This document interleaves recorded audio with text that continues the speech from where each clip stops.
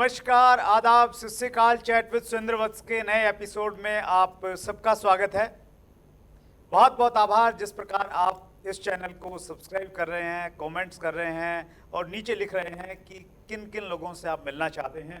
बहुत बार एक नाम लिखा, पर्सनली बहुत सारे लोगों के मैसेजेस आए और आपके मैसेजों का सम्मान करना हमारी जिम्मेवारी है। एक बहुत शानदार पर्सनैलिटी आज हमारे मेहमान हैं। आइए मिलकर स्वागत करें संजय यादव जी का।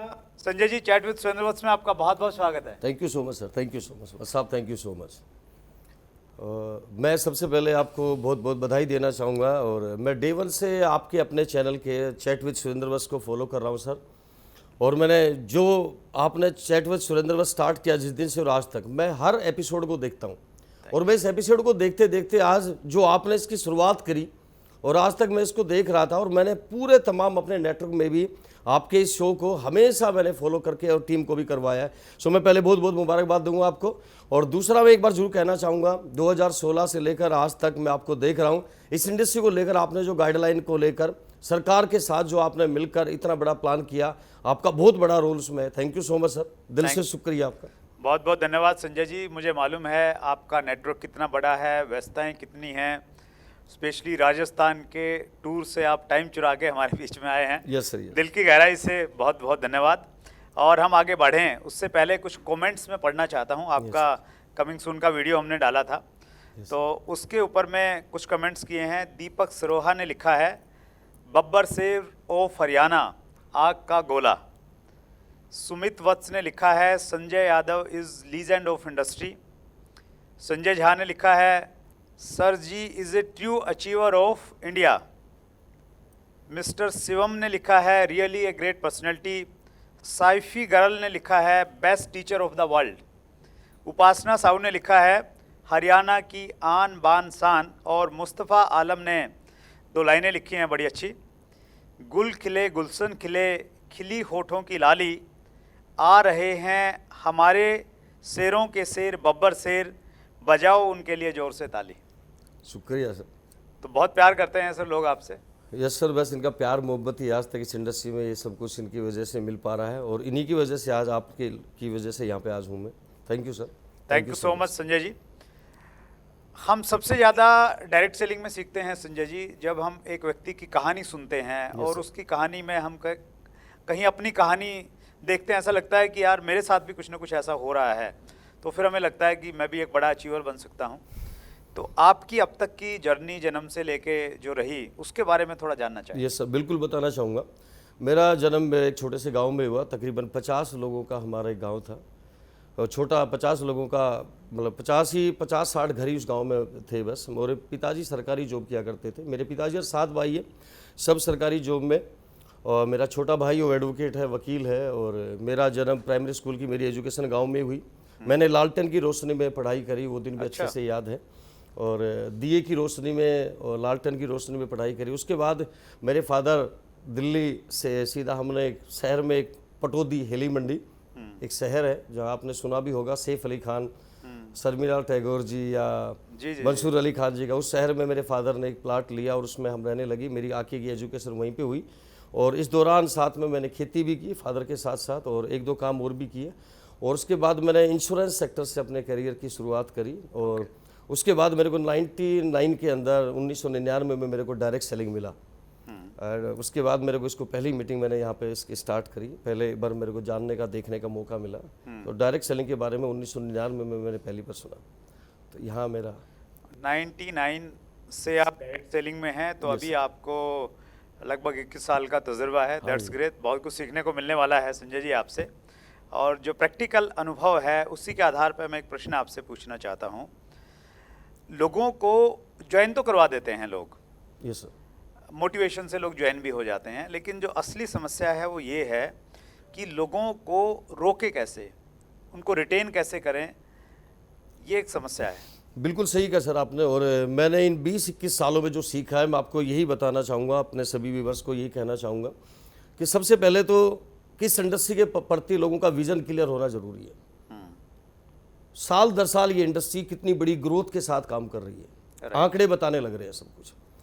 और इस इंडस्ट्री का जिस इंसान का विजन क्लियर है कि भविष्य में इंडस्ट्री क्या करने वाली है, फ्यूचर यहाँ पे बिल्कुल ब्राइट है, तो वो आदमी अगर उसके पास पैसा भी नहीं आ रहा तब भी वो यहाँ पे रुका रहता है। उसका विजन क्लियर, उसको दूरदृष्टि दिखाई देता आगे का कि इस इंडस्ट्री में बहुत कुछ आने वाले समय में आपको मिलने वाला है, तो बगैर पैसे भी वो रुक जाता है। दूसरी बात मैं आपको ये कहना चाहूँगा यहाँ पे कि कोई व्यक्ति नया जब पहली बार हमारे साथ जुड़ता है तो उसके अंदर काम करने के लिए या शुरुआती दौर में जब काम करता है तो थोड़ा सा चैलेंज आता है, दिक्कत आती है। पैसे का भी बहुत सारा पैसा स्टार्टिंग में बनता नहीं है, एजुकेशन कम होती है, एजुकेशन कम होने के कारण जब फील्ड में काम करता है तो वहाँ इतना चेक नहीं बन पाता, अमाउंट नहीं बन पाता। इसलिए वह कि अपलाइन का उसके साथ होना ज़रूरी है। उस दौरान उसको मेहनत कैसे कर रहा है वो सीखना उसका ज़रूरी है, और साथ में उसका अपलाइन अगर उसको 2, 4, 5, 7 मीटिंग लगातार उसके साथ करता है, उसका पहला पे आउट, दूसरा पे आउट, तीसरा पे आउट बनता है तो वो रुका रहता है। एक दूसरा कारण ये भी है कि पैसे अगर उसके पास आते हैं तो वो पैसे के कारण भी वो रुका रहेगा। दूसरा, जिसका विजन क्लियर है वो पैसे नहीं आएंगे तब भी इस इंडस्ट्री में रुका रहता है। तो मैं तो यही कहना चाहूँगा कि सबसे पहले कि कोई भी इंसान को अगर आपने रोकना है तो ये सबसे पहला ये 2 कारण जरूरी है। मतलब उसका विजन क्लियर करवाएं, Yes. डाटाज दिखाएं, दूसरे देशों में क्या हो रहा है वो बताएं, और फिर कोशिश करें कि उसको थोड़ा इनकम आना स्टार्ट हो जाए जिससे वो रुका रहे। That's great, wonderful sir. आपके इंटरव्यू पे सर व्यूवर्स ने बहुत सारे क्वेश्चंस लिखे हैं, तो मैं व्यूवर्स के कुछ क्वेश्चंस लेता हूं Sanjay ji. King of network marketing, ये कोई यूट्यूब चैनल है शायद, इन्होंने लिखा है टीम के साथ इफेक्टिव रिलेशन कैसे बनाएं। बिल्कुल सही कह रहा है। मैं बताना चाहूँगा, अब टीम के साथ अगर इफेक्टिव रिलेशन बनाने हैं तो सबसे पहला काम करना है, पहला एक टॉपिक है ईमानदारी। अच्छा। सबसे पहला काम कि ईमानदार होना, ईमानदार इन द सेंस कि हर चीज़ में ईमानदारी, चाहे वो मीटिंग करनी हो, चाहे वो कहीं पे भी आपने मीटिंग का टाइम दिया तो आप ईमानदारी के साथ उस रोल को निभाइए, तब आपके अच्छे रिलेशन बनते हैं। आपने जो कमिटमेंट कर लिया उस कमिटमेंट के साथ आप खरे उतरिए उस चीज़ के ऊपर। तीसरा, उनकी केयर करना। शुरुआत में जब कोई भी टीम रिलेशन अच्छे बनाने हैं तो केयर करनी जरूरी है, उनको देखना, उन पे फ़ोन पे कभी कभी बात कर लेना, हफ्ते में 10 दिन में बात करना। चौथा कि ईमानदारी के साथ केयर करने के साथ साथ उसको अप्रिशिएट कीजिए, उसकी तारीफ़ करना, कि जितनी आप तारीफ़ करेंगे उसके, जब भी आपको कोई भी काम करता है, किसी भी लेवल पे आता है, आपको कभी भी मिलता है, सेमिनार में सबसे पहले आता है या किसी मीटिंग में आपको दिखता है तो उसकी आप तारीफ़ करते हैं, तारीफ़ करना ज़रूरी है। उसके बाद मैं एक बार और कहना चाहूँगा कि अगर उसका और अच्छे रिलेशन आपने बिल्ड करने हैं तो तारीफ़ के साथ साथ, केयर के साथ साथ, ऑनेस्टी के साथ साथ उसके साथ आपको एक चौथा काम जो करना होता है, वो जब भी वो व्यक्ति आपको कभी भी मिलता है तो उसको आप ओरिजिनल ईमानदारी के साथ जब आप तारीफ़ करते हैं, झूठी नहीं बातें नहीं करना, एक सच्चाई के साथ उसके साथ हमेशा बने रहे। कभी भी झूठ का दिखावा नहीं करना। अपना प्रोडक्ट के बारे में बात करनी है या कोई भी आपने बात करनी है तो सच्चाई के साथ उसके सामने अपनी आपने बात रखनी है। तो अच्छे रिलेशन बिल्ड तभी होंगे आपके जब ये चारों चीज़ें आपके साथ, उसकी केयर करना, उसकी तारीफ करना, उसके साथ कभी भी झूठ नहीं बोलना, और उसके साथ आपने तारीफ करना और सच्ची तारीफ करना। हाँ बिल्कुल, उसको झूठ नहीं बोलना, झूठ नहीं बोलना। That's great, wonderful sir. अगला प्रश्न मैं ले रहा हूँ सर, ये प्रश्न है हरि ओम मीना ने भी ये प्रश्न पूछा है और अमन फॉर्चून लाइफ ने भी ये प्रश्न पूछा है। नेटवर्क मार्केटिंग में सक्सेस होने के लिए किन चीज़ों पे फोकस होना चाहिए? बिल्कुल कहना चाहूँगा सर, नेटवर्क मार्केटिंग में मैं तो एक ही मूल मंत्र बोलता हूँ, सबसे पहले सक्सेस होने के लिए लर्निंग लर्निंग लर्निंग। जितना ज़्यादा सीखेंगे उतना ही ज़्यादा कामयाबी आपके पास आएगी। एक स्टोरी सुनाना चाहूँगा मैं। Please please. एक बार एक व्यक्ति था, तो उस व्यक्ति ने एक व्यक्ति से पूछा कि मेरे को पानी चाहिए, तो उसने कहा पानी कहाँ पे मिलेगा? तो उसने कहा पानी तो मटके में है। अच्छा। तो उसने कहा मटका कहाँ पे है? तो उसने कहा मटका तो घर में है। तो घर कहाँ पे है? तो घर तो गांव में है। गांव कहाँ पे है? तो उसने कहा गांव तो डिस्ट्रिक्ट में है। डिस्ट्रिक्ट कहाँ पे है? डिस्ट्रिक्ट तो स्टेट में है। स्टेट कहाँ पे है? तो उसने कहा स्टेट तो इंडिया में है। इंडिया कहाँ पे है? इंडिया तो पूरी दुनिया में है। पूरी दुनिया कहाँ पे है? पूरी दुनिया तो पृथ्वी पर है। पृथ्वी कहाँ पर है? पानी पर है। पानी कहाँ पे है? उसने कहा मटके में। तो मेरा कहने का मतलब क्या है, कामयाबी अगर चाहिए तो सबसे पहले आपको सीखना जरूरी है। दूसरा, आप अपने सिस्टम को फॉलो करना है, जो आपके अपलाइन ने आपका सिस्टम बना रखा है वो, और दूसरा जो आपकी कंपनी का सिस्टम है, सिस्टम को फॉलो करेंगे तो हम सक्सेस एक दिन जरूर हो जाएंगे। मतलब अपना दिमाग न लगाएं, जो ऑलरेडी सिस्टम है, एक्सपीरियंस लोगों ने जो बनाया है, जस्ट उसको हम लोग कॉपी करें, फॉलो करें। या फिर आपके अपलाइन ने जो भी बना रखा है सिस्टम, उसको फॉलो करें। That's great sir, wonderful. क्योंकि इस टॉपिक पे कितना भी बड़ा बोल दें, लेकिन जो आपने सार बता दिया ना संजय जी, तो ये गहराई है। That's great. सरजू प्रसाद मौर्य का प्रश्न है सर, लोग प्लान देखने के बाद जवाब नहीं देते, उनकी ज्वाइनिंग कैसे करवाएं? सर सबसे पहले तो प्लान देखने के बाद आपको 7 डेज तक, 7 दिन तक मैं तो फॉलो करता हूँ, 7 बार जरूर फॉलो करता हूँ मैं। राइट। और दूसरी बात है कि आप उसको प्लान दिखा रहे हो, जब प्लान दिखाते समय सबसे पहले जानना है आपको कि आप प्लान दिखाते समय सामने वाला डॉक्टर है, प्रोफेसर है, इंजीनियर है, साइंटिस्ट है, फार्मर है, अब उसको ज़रूरत किस चीज़ की है, सबसे पहले तो ये देखना है। राइट। एक डॉक्टर सामने आपके बैठा है तो उस सामने वाले डॉक्टर को आप बता रहे हो कि यहाँ पैसा खूब मिलता है, लेकिन हो सकता है उसको पैसे ऑलरेडी हैं, लेकिन उसको टाइम की ज़रूरत है। तो पहले तो आपने ये देखना है कि उसको ज़रूरत किस चीज़ की है, और जब उसको लगे कि हाँ इस चीज़ की ज़रूरत है तो आपने उस चीज़ के ऊपर फोकस करके उसको बताना है, उसका वाई क्लियर करना है कि इस बिजनेस को क्यों करना है, इस बिजनेस में क्या क्या मिल सकता है। सामने वाले को देख कर आप बताइए कि इसमें क्या हो सकता है, क्या मिल सकता है। अब देखो, मैं तो एक बात बोलूँगा कि कोई भी व्यक्ति यहाँ पे आता है तो सामने वाले की भूख के ऊपर भी डिपेंड करता है। सामने वाला इस इंडस्ट्री में जब आ रहा है, डायरेक्ट सेलिंग के बारे में शुरुआत में किसी को पता नहीं होता। राइट। आपकी भूख कितनी है। अगर कोई भूखा इंसान है, उसको कुछ भी मिल जाए तो वो आदमी, सूखी रोटी भी मिलती है तब भी अपना पेट भरता है। आप इस इंडस्ट्री में आए हैं या मैं इस इंडस्ट्री में आया, कोई भी व्यक्ति है इस इंडस्ट्री में आता है, मेरी भूख बड़ी है, मैं इस इंडस्ट्री को समझूंगा, देखूंगा, काम करूंगा, उसके बाद आगे मैं डिसीजन लूंगा। तो फॉलोअप आप बार बार करते रहिए। जैसे आप फॉलोअप करेंगे, 7 बार कम से कम फॉलोअप कीजिए। मैं तो ये जरूर करता हूँ जिसके साथ, कम से कम 7 बार फॉलोअप आप जरूर कीजिए। That's great, wonderful sir. और डाटाज भी ये बताते हैं कि 5% लोग आपके प्लान दिखाने से ज्वाइन करेंगे तो 95% लोग फॉलोअप से ही ज्वाइन करते हैं। बिल्कुल, और बिल्कुल। ऐसा भी अक्सर देखते हैं हम लोग, प्लान दिखाने तक तो हम लोग बड़ा फॉलोअप करते हैं, अपॉइंटमेंट लेते हैं, लेकिन फॉलोअप में कहीं ना कहीं लोग वीक रह जाते हैं। और आपने 7 बार की बात की तो लोग तो 2 बार भी ढंग से फॉलो नहीं करते हैं, और इसलिए शायद रिजल्ट नहीं आते हैं। Yes sir. Thank you so much Sanjay sir. अगला प्रश्न जो है ये पूछा है सर सतीश कुमार सोनी, शिवपुरी मध्य प्रदेश ने, लोगों का कंपनी बदलना कहाँ तक सही है? आपको कंपनी क्यों बदलनी पड़ी? आपके बारे में अच्छे से जानते हैं शायद। क्या वह लीगल नहीं थी या सेट वर्किंग के कारण?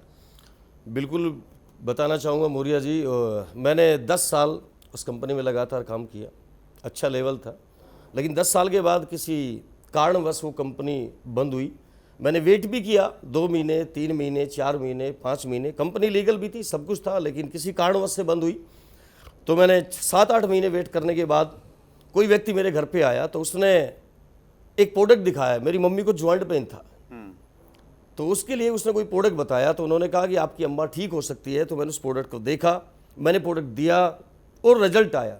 जब मम्मी को रिजल्ट आया तो उसने बताया कि ऐसे ऐसी डायरेक्ट सेलिंग की कंपनी है। अच्छा। और तब मैंने उसका देखा कि 8 महीने हो चुके हैं, मेरे को भी पता नहीं आगे कंपनी हमारी खुलेगी नहीं खुलेगी। और बहुत सारे लोग थे जो मेरी टीम के थे, जिन लोगों ने अपना काम धंधा करना शुरू कर दिया था, काफ़ी लोगों का नेटवर्क था। सो उस समय मैंने उसको देखा, और देखने के बाद फिर मैंने उस कंपनी का प्लान देखा। प्लान देखने के बाद मैं उस कंपनी में मैंने देखा कि प्रोडक्ट अच्छे हैं, मैंने ज्वाइनिंग हुआ और मैंने काम करना शुरू किया। दूसरी बात कहूँगा मौर्य जी, मेरे ऊपर कोई भी व्यक्ति ये बात नहीं कह सकता कि मैं पुरानी कंपनी में था तो पुराने लोगों को मैं लेके आया। आज तक सबसे बड़ी बात ये थी कि मैं एक भी व्यक्ति को अपने साथ लेके नहीं आया। मैंने दोबारा से 0 से स्टार्ट किया और 0 से शुरू कर दोबारा से मैं इस कंपनी में इस लेवल पे आया। सो मेरे साथ पुरानी कंपनी के कोई भी लोग नहीं हैं। और मैं तो एक बात जानता था कि मेरे को 10 साल मैंने काम किया, सीनियर से सीखा, कंपनी से सीखा, नेटवर्क बनाना आता था, तो मैंने दोबारा से अपने 0 से दोबारा नेटवर्क बनाना स्टार्ट किया, ग्राउंड वर्क किया और आज यहाँ तक मैं पहुँच गया। दैट्स ग्रेट, बहुत बढ़िया सर। अगला प्रश्न मैं ले रहा हूँ सर, ये प्रश्न है विनोद भारद्वाज जी का। आप बड़े टारगेट लेते हैं, वह उन्हें अचीव भी करते हैं, बड़ा टारगेट लेने का कॉन्फिडेंस कहाँ से मिलता है? सबसे पहले तो भारद्वाज जी मैं आपको जरूर कहना चाहूँगा कि बड़े टारगेट लेना और अचीव करना मेरी हैबिट भी है शुरुआत से, और मैं करता भी हूँ। और मैं सबको यही कहना चाहूँगा, करने भी चाहिए, लेकिन मैं सबसे पहले बड़े टारगेट से पहले मैं छोटे छोटे टारगेट बनाता हूँ। मैं छोटे टारगेट पहले अपने तय कर फाइनल करता हूँ, उसको अचीव करता हूँ, कॉन्फिडेंस लेवल मेरा और ज़्यादा बिल्ड होता है, आत्मविश्वास और ज़्यादा बढ़ जाता है। दूसरा, मैं अपने अपलाइन के साथ बैठता हूँ, काउंसलिंग करता हूँ, उनको मैं देखता हूँ। तीसरा, मेरे को इस इंडस्ट्री से बहुत सारा कॉन्फिडेंस मिलता है।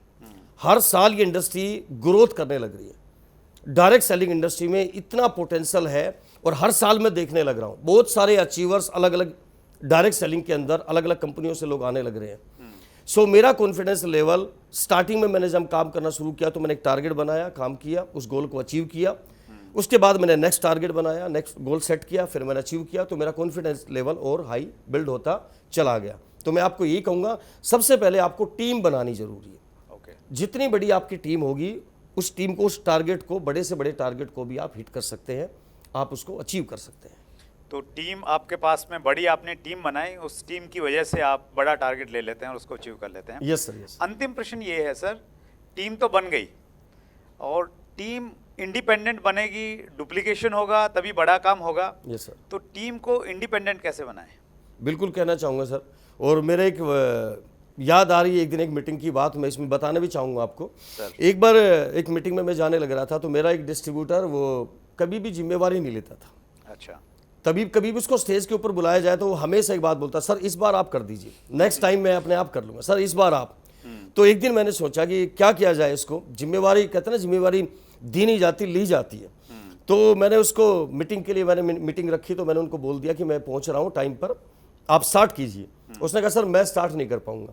तो मैंने कहा मैं आ रहा हूं, टेंशन मत लीजिए आप, मैं जल्दी पहुंच जाऊंगा, थोड़ा सा जाम लगा हुआ है। तो उस व्यक्ति ने कहा ठीक है सर, कोशिश करता हूं। मैंने कहा कोशिश नहीं आप कीजिए, और मेरे को पता था अगर मैं वहाँ पहुंच गया तो स्टार्टिंग मैंने करनी है।